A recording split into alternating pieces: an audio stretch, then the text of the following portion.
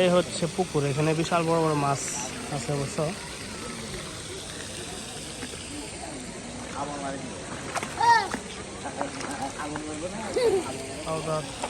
নিচ্ছি মাছ কই, মাছ তো দেখা যাচ্ছে না, মাছ তো নাই।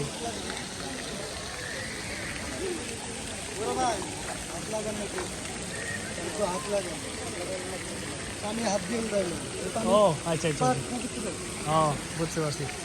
হ্যাঁ হ্যাঁ, পাক পবিত্র করে মানুষে পান করে এটা। হ্যাঁ, বাহ, হাত দিয়ে নিলে আপনার উপকার হবে। তাই না?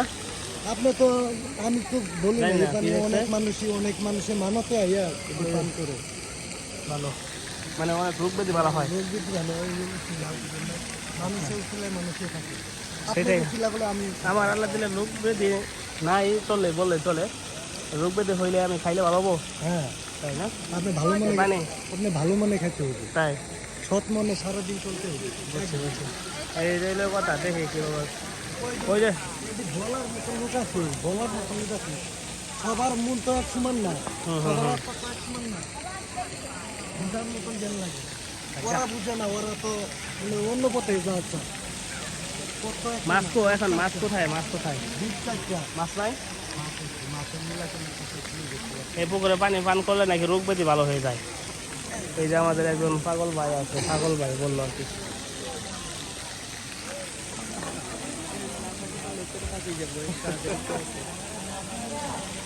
পাগলের, হ্যাঁ ধর, পাগলের কথা শুনে এখন লাভ আছে।